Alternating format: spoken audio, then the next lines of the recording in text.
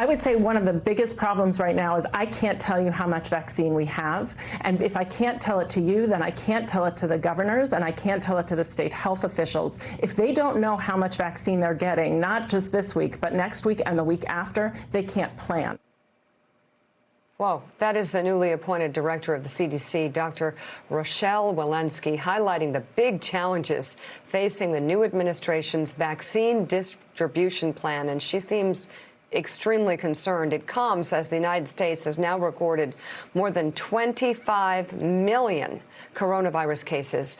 That new milestone now puts the U.S. ahead of any other country by nearly 15 million cases.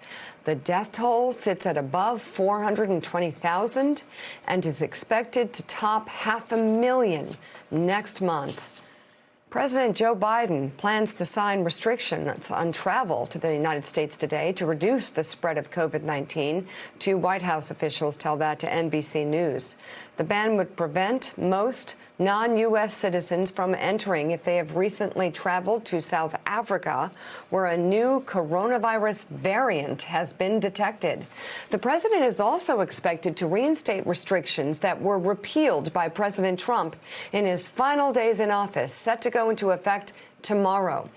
These will affect non-U.S. citizens traveling from Brazil, the United Kingdom, and Ireland, as well as 26 European countries. Meanwhile, Dr. Anthony Fauci warns that the new variants of the virus are not only more contagious, but could also be more deadly.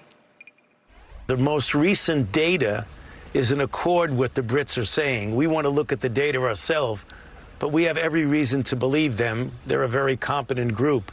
So we need to assume now that what has been circulating dominantly in the UK does have a certain degree of increase in what we call virulence, namely the power of the virus to cause more damage, including death.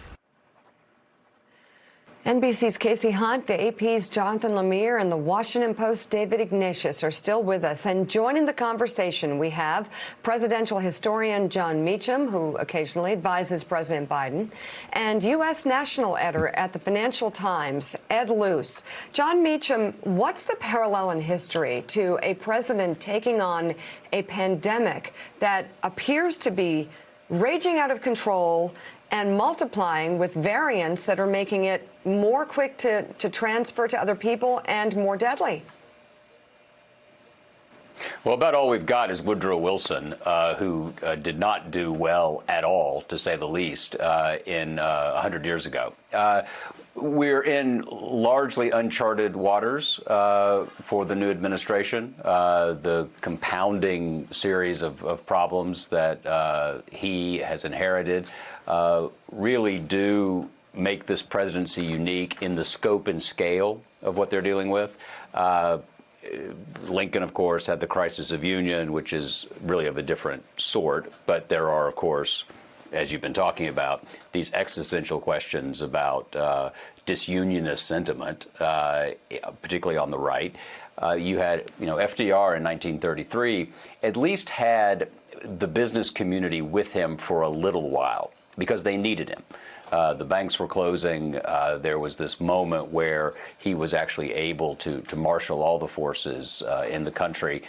Opposition quickly set in by 1935 when he's passing Social Security. You had a great deal of opposition and the beginning of a conservative reaction to that. Harry Truman, we don't think about him, but he came to power in April of 1945, dealing with he was, 18 days before Hitler committed suicide. The Manhattan Project's unfolding. We thought the war against Japan could last as long as 2 more years. That's an immense new period. But of those, but that's what we're talking about. That's the frame in which this president has to deal with an inherited set of crises that have been exacerbated by, I think, this flight from reason, this flight from what Dr. Fauci was talking about, this flight from data. Yeah. You don't have to like the data to acknowledge that it's real. Hey, thanks so much for watching our YouTube channel. You can follow up on today's top stories and breaking news or catch up on your favorite MSNBC shows all in one place. Download the NBC News app today.